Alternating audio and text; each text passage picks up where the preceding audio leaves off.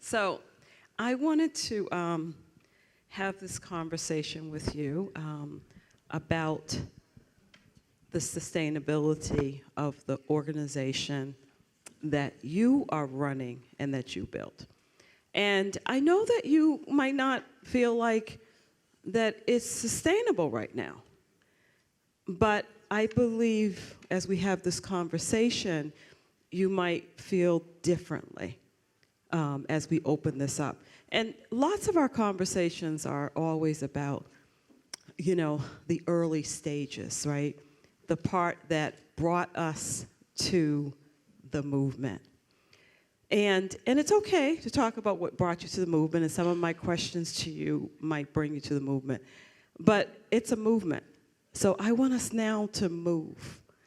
I want us to move. I want us to move from the pain to the vision to the movement to the sustainability, right? Because we want to build it to last, right?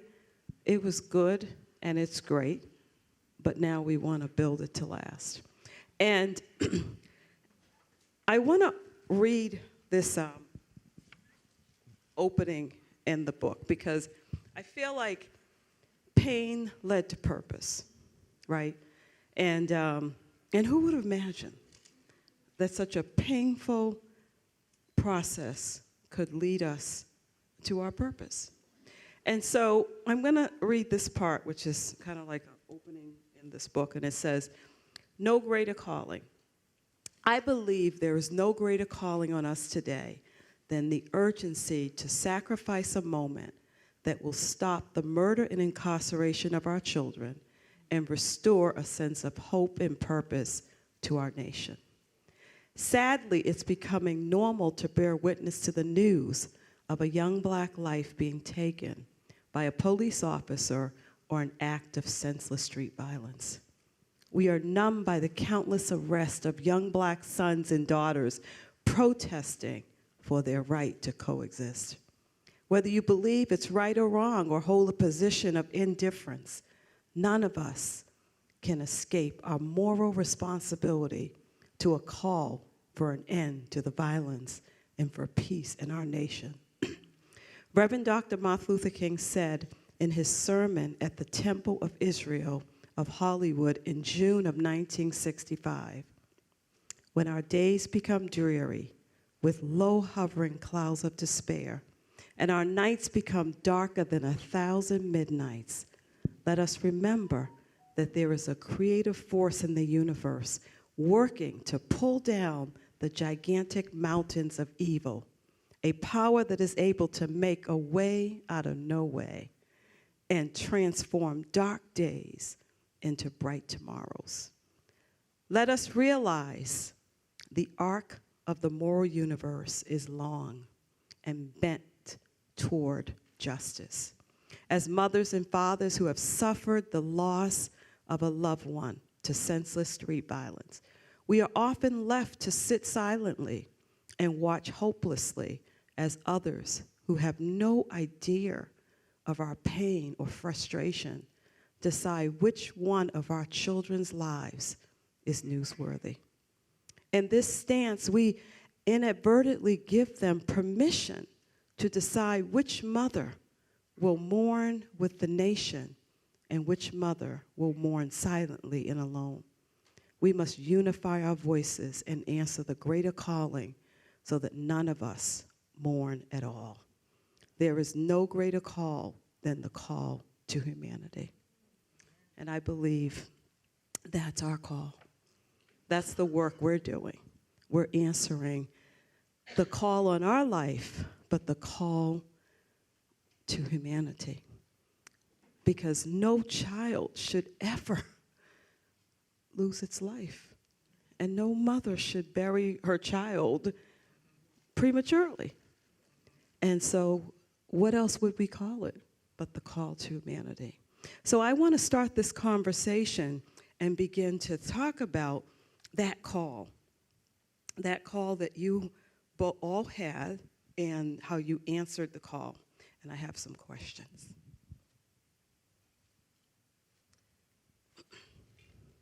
So in the book, I talk about, when I think about it today, it was like being an explorer, moving by faith and trusting the process as it came along. I didn't know or understand who I was, nor the power and the reach of the promise I possessed and the impact it would have in the lives of others. When you think about your beginnings, what do you think about? Did you have that moment where you felt like you were just exploring, trying to figure out what this thing gonna look like? Anybody want to go first? Yes, I'll go first. You know, to lose a child, and I hate to use the word lose because our children are not lost, because if they were, we'll find them. But we try to make people comfortable by using that word, loss. My son was murdered in front of me over a parking incident. And I felt like I was living in a twilight zone. I didn't understand what I was going through. I was hoping that I was the one who was murdered and that my son was still living. That's how traumatized I was. And like I stated before, when I asked my mom, where do we go from here? She said, you live. And I'm like, live? How do you live through something like this? How do you cope with the pain that I'm going through? And fortunately enough, I was able to work. Back then it was called CV, Cure Violence. Now it's called the Crisis Management System. And I work with Erica Ford, and she's my mentor. And I had to rebuild myself, accept the bad things that I have done in my past, accept who I truly am in society, because I was given a mask. I was to protect them, my family. So when my mom said, you live, I went to school to learn about healing and trauma. I wrote my own curriculum on healing and trauma, which would fit the Black and brown community. And I brought it back to my community. So I said, you know what, I'm gonna start my own organization. But I couldn't do it until I rebuilt myself. I had to find the true meaning of who I was. And once I did that, I left life camp making good money. I was checklist. And I turned everything over to God. And I said, I want this building right here. I want this building. It took me 3 months to find out who owned that building. And it wound up being our congressman. And he said, you want the building, it's yours. I only have $5,000. I live off my retirement benefit. And I said, God, if this is my calling, I leave everything to you. I'm not worried about a check. I'm not worried about finances. But to do the work, you got to be true. You have to be true. The fakeness cannot be there. The realness and the empathy and the sympathy that you have for others has to be real. And I had to tell myself, if this is what I'm going to do, I can't worry. I have to change. And you spoke about change. I was hell on wheels. You hear me? Hell on wheels. I gave everyone a battle. But right now, I'm humble. And whatever I need to build my organization, God provides it. And like you said, all money ain't good money. Some I say, okay, you can keep it, but this is how I'm going to run my organization. It has to be true, and it has to be real. And that's where I stand with where do we go from here. Thank you. Thank you. That was awesome. Anybody want to add anything to that? I will add to Kesia from Atlanta, Mothers Against Gang Violence. When you say you have to rebuild who you are, me too.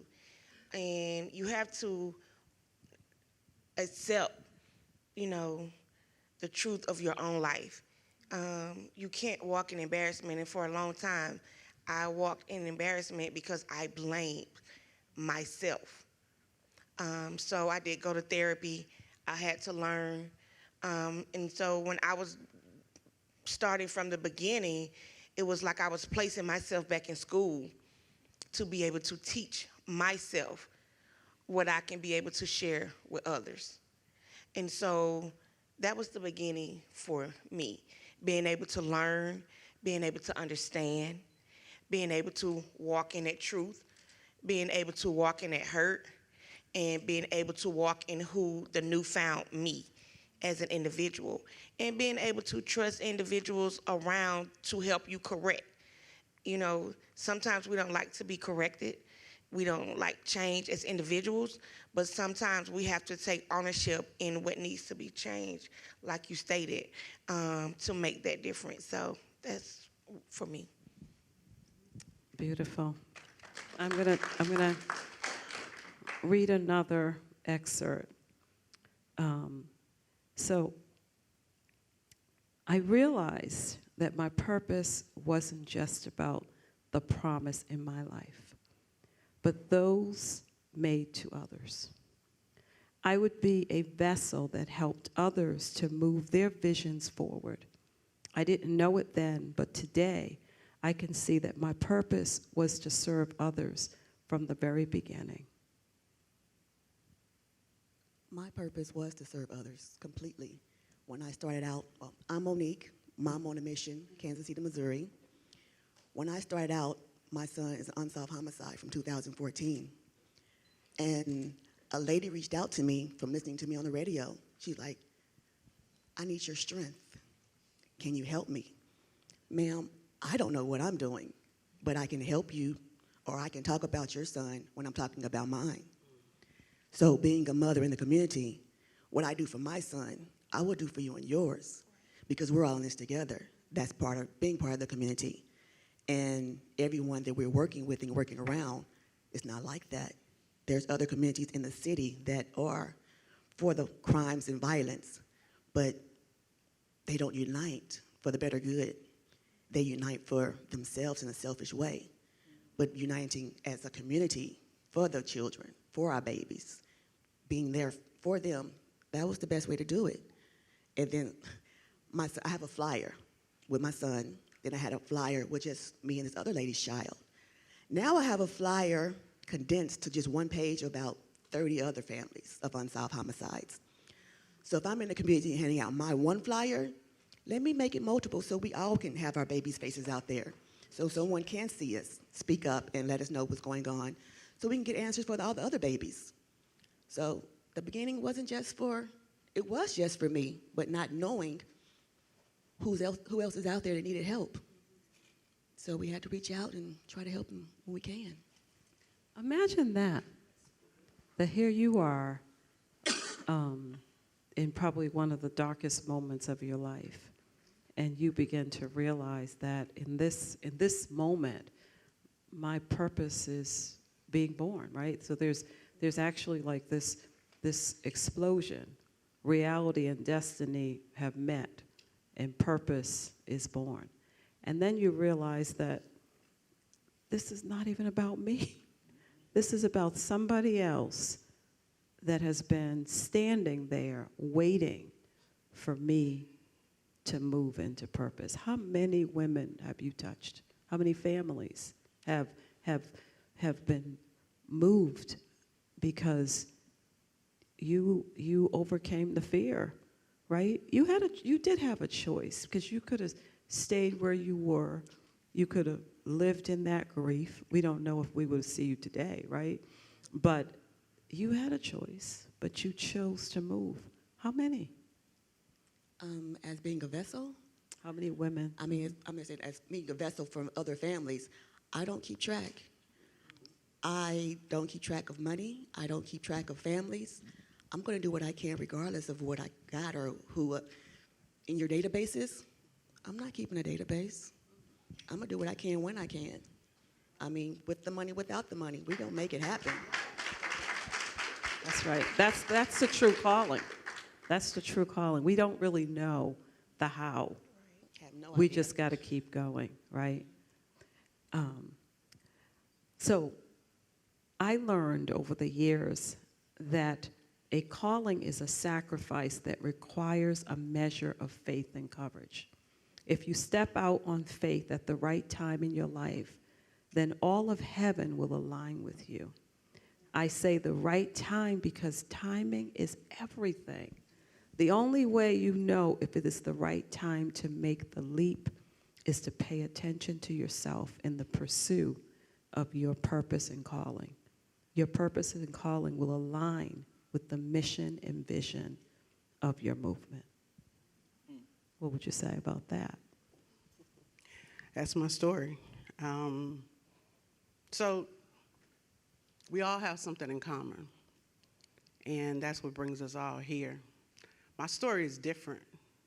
My purpose began long before I would lose Akeem, July the 7th, 2021. My calling started in Mississippi, working during the crack era on the streets, from Jackson, Mississippi, all the way to the Mississippi Gulf Coast, working with reentry, helping develop boxed interventions that CDC would put on their shelves and say, if you want to get funding, you use these interventions. And a part of that was because I saw my elders, from my third great-grandmother all the way back.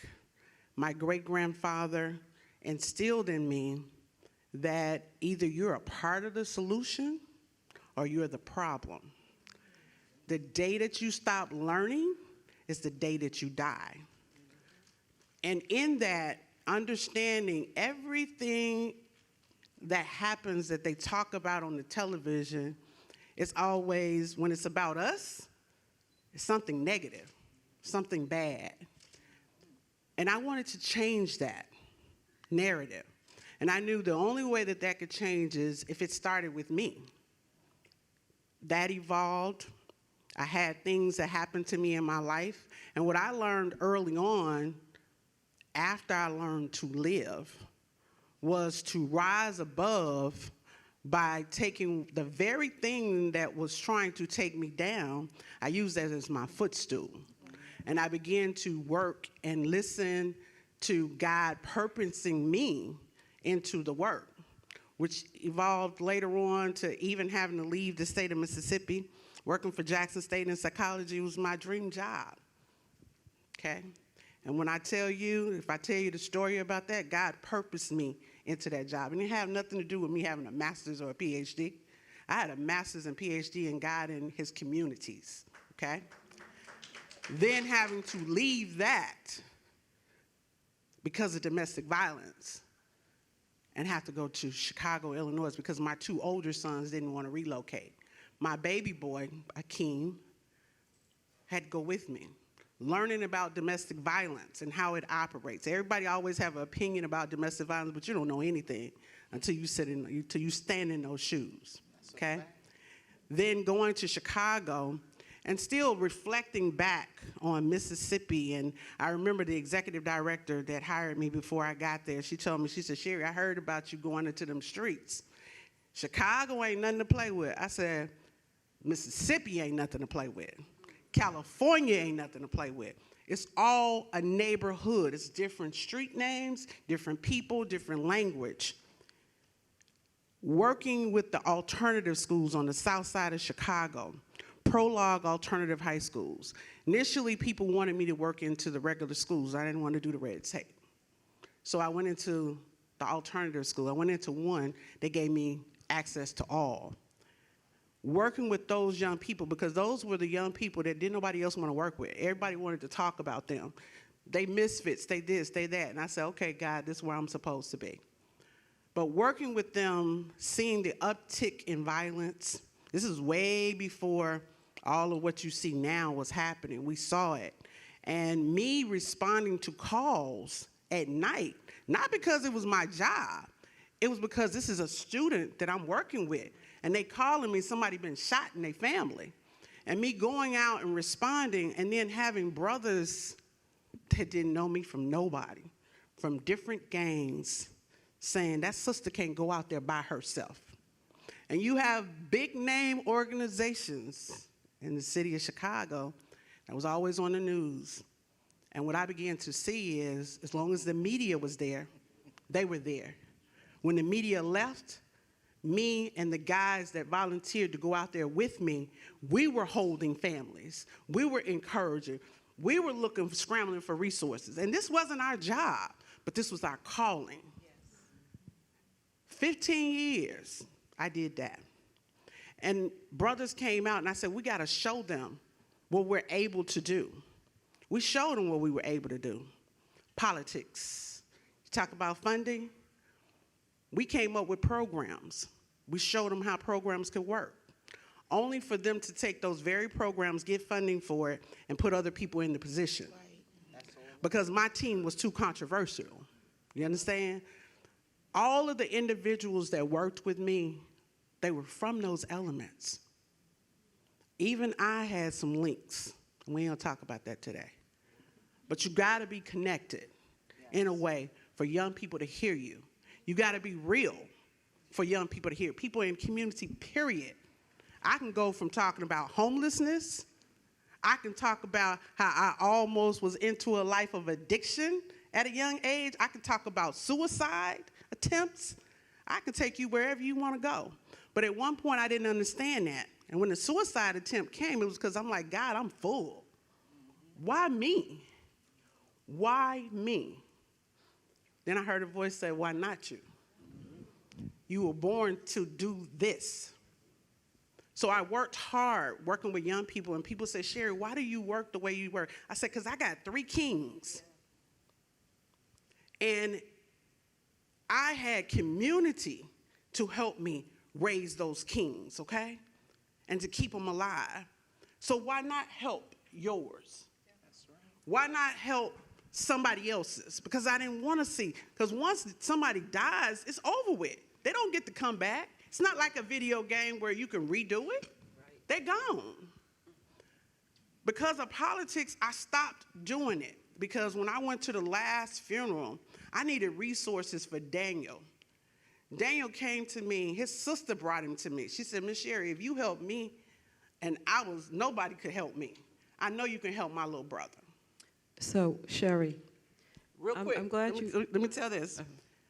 Watching Daniel asking for help, I want to come out these streets, not having resources, that young man was assassinated. That took me out of those streets for 5 years. 2 years later, so 7 years, my son is dead. Sorry. I want to talk about the family, because, you know, you start working with the mother, and it starts with the loss of the child. But as you start doing it, other things start to pop up, and you realize that what was on the surface is much deeper than what you started with. So you've become much more than just, you know, this healing vessel. Now you're dealing with other issues, right? I want to talk about, I write about traveling trauma. Traveling trauma was a reality for so many women in the You Matter personal leadership training. From generation to generation, from culture to culture, this trauma was passed down and passed around. Many of the women would share how they were molested by fathers, uncles, and their mothers' boyfriends. They would describe how their mothers knew about it and did nothing. They learned that their mothers had experienced the same abuse by their fathers, uncles, and others, and one woman describes it as passed around when you reach a certain age. There was a code of silence in the family, in the culture. What happens in this house stays in this house. Children were taught not to tell anyone about their family secrets. They became inherently the keepers of the secret. Trauma, the continuation of the violence and incarceration. What's happening with our families now? Do you want to take that? Yes. I actually work, we do family engagement like every Monday. And we work with the different, not the different emotions of the families. Because when you're actually working with the youth, you got to be able to change or educate the dynamics of the family when they're going back home so that they can understand and address the same trauma that they have been overseeing or just subduing forever. And so with the families we work with, whether it's depression, whether it's addiction, whether it's losing a child to violence or incarceration, we ask the family, like, what got you here? Because we have to learn how to address the first issue of the foundation first. And when that family is willing to accept what got them here, then you can address clearing up or helping other issues within the home. And a lot of times we don't want to address what got us here. And so those are ways that we continue to bring wraparound services for the entire family, for the sibling, for the father, for the uncle, for the mother, for yourself. So we listen, we learn, and then we address whatever issue each family has within that household. Yes. You know, when I first meet families, I meet them at the hospital.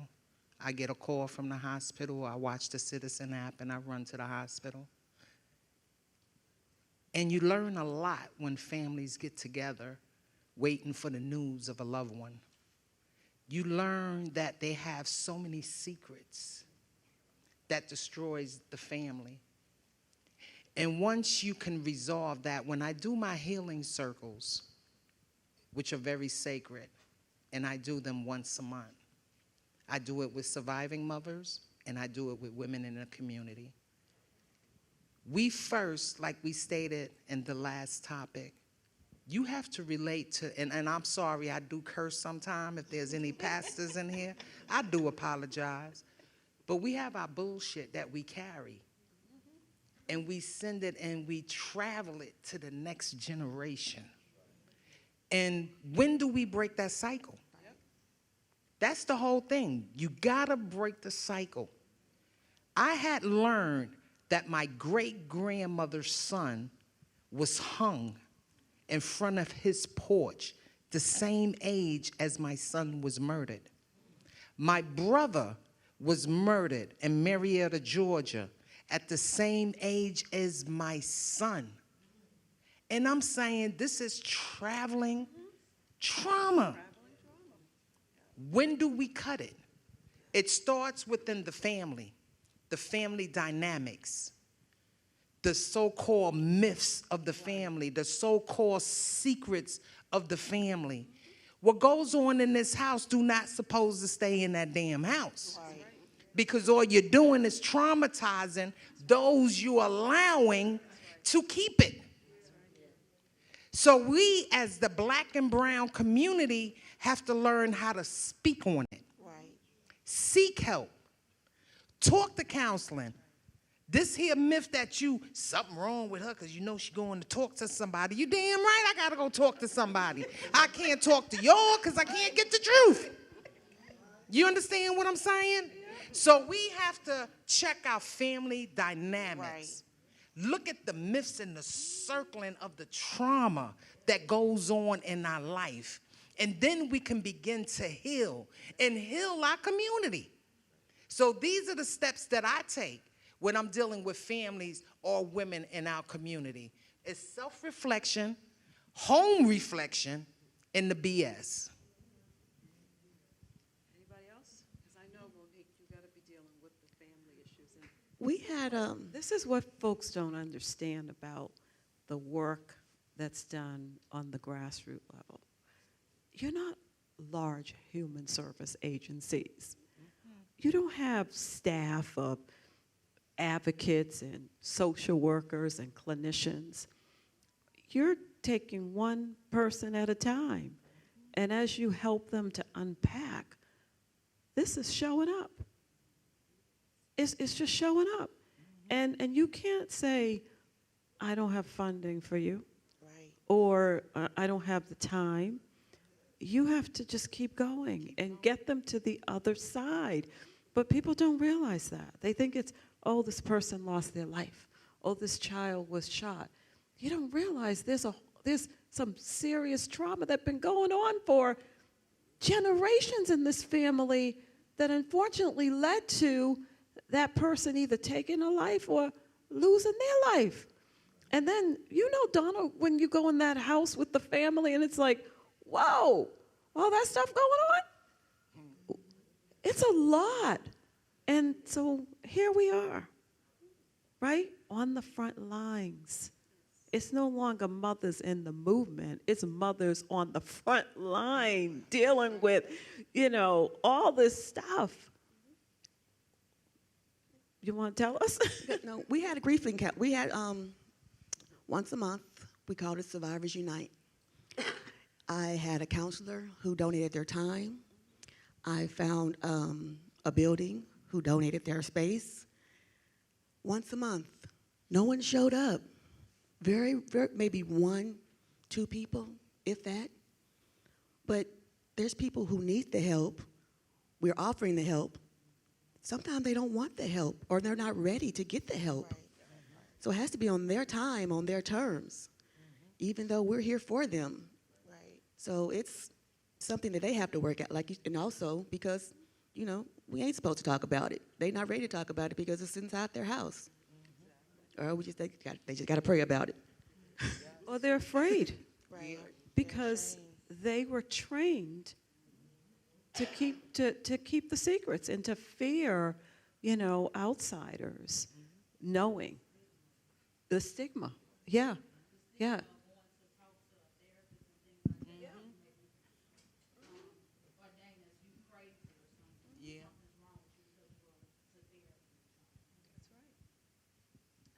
Something is wrong with them, and they do need therapy. And there's nothing wrong with that. Right. There's nothing wrong with needing therapy. Most of us are crazy to some extent, or have or some type of mental health issue. Right. So here we are, right? How do we move this work into sustainability? You know, people ask me, what would you describe yourself as? I describe myself as a social entrepreneur. You know, my business is people, right? Whether I've chosen to adopt a business, you know, nonprofit, or however I did it, I'm a social entrepreneur, right?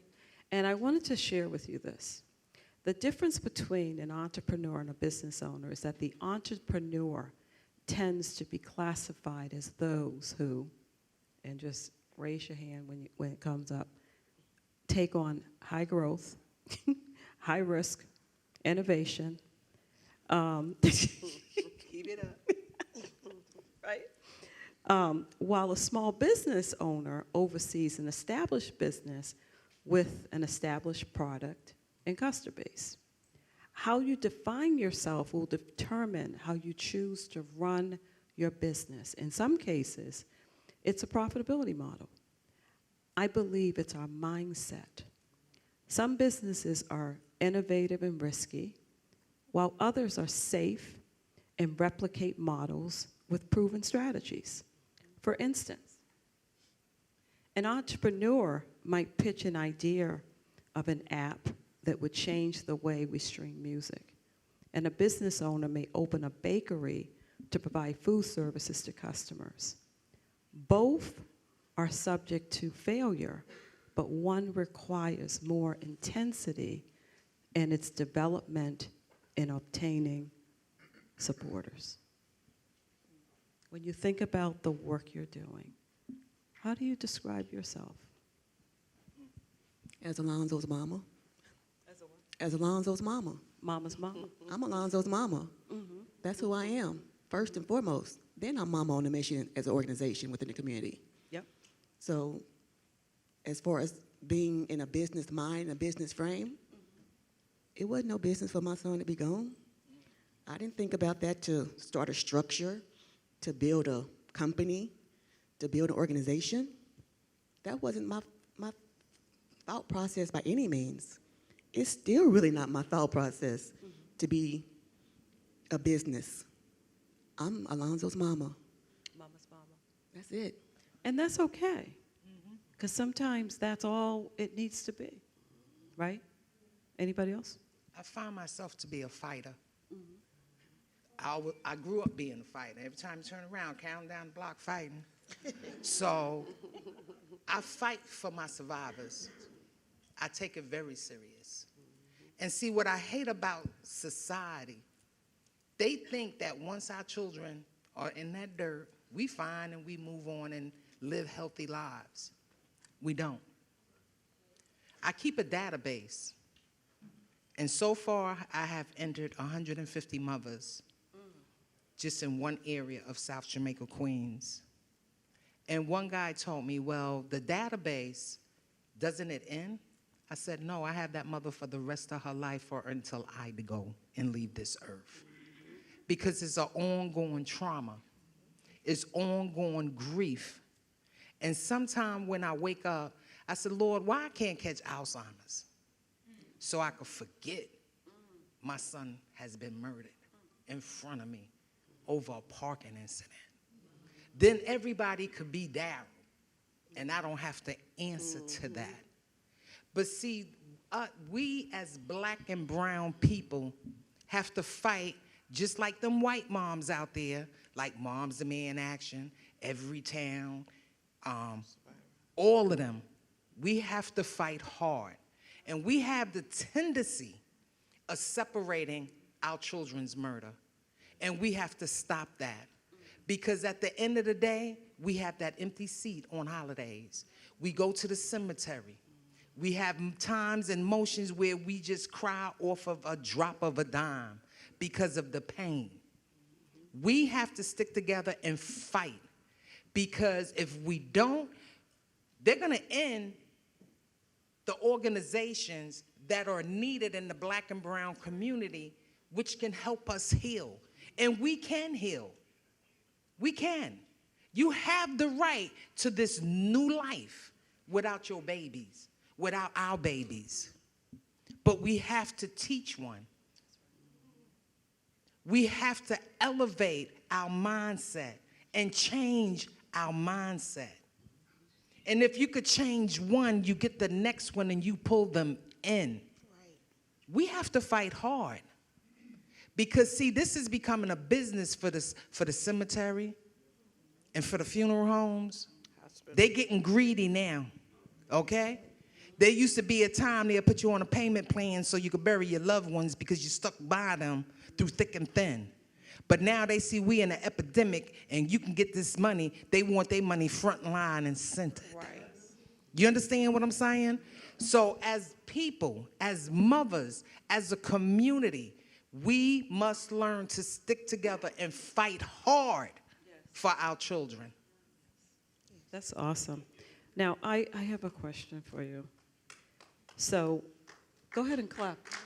Thank you. Yeah.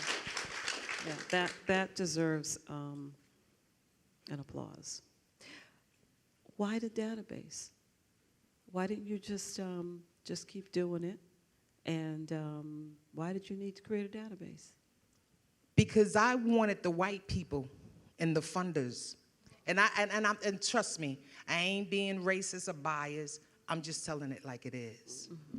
When you get this funding, it's about numbers. Yep.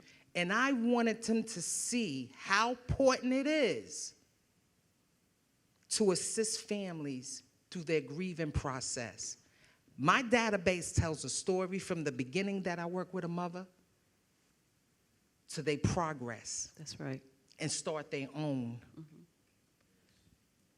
We cannot be stuck in our grieving process. That's right. Now, I had one mother, through her grieving process, angry, bitter, didn't want to talk to anyone. We sat in a healing circle, and she talked about how she was raped by her uncle. Yep. At an early age. So that took the trust out of trusting anyone. That took the love of loving anyone. She wound up having a child by this uncle. She couldn't face the child that she gave birth to from being raped. And once she released that, it was a burden. So I don't give names, but as I do my data and I tell the story, now she has a relationship with this son. She meets a grandson. And she has her own organization. That's growth. Exactly. There you go. You understand what I'm saying? Yes. That's growth. That's right. When I see a mother moving on to the next stage, that's my healing. And you know, That's and I my think healing. I think also what, just my time with you is, you're not doing it for fame or fortune. No. But you realize that in order for me to do more, I have to be able to secure the resources so I can help the next mother.